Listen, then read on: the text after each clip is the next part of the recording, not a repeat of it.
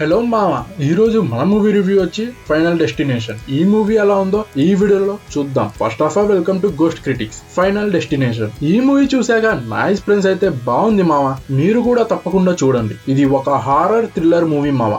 ఈ మూవీకి censor board 18+ ఇచ్చారు. It's a watch alone movie మామ. ఇంకా ఈ మూవీ మనకి అమెజాన్ అండ్ నెట్ఫ్లిక్స్ లో స్ట్రీమ్ అవుతుంది.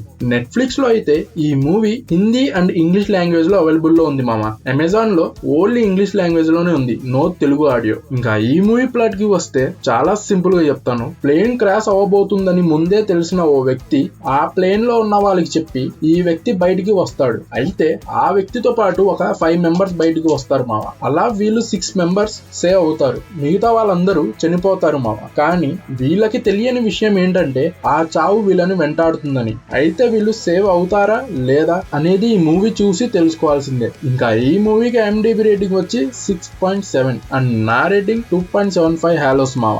ఈ మూవీ చూసాక మీకు ఎలా అనిపించిందో కింద కామెంట్ చేయండి. ఇంకా మన ఛానల్ ని సబ్స్క్రైబ్ చేయకపోతే ప్లీజ్ డూ సబ్స్క్రైబ్ అండ్ ఈ ఛానల్ ని సపోర్ట్ చేయండి మావ. And thank you for watching this video.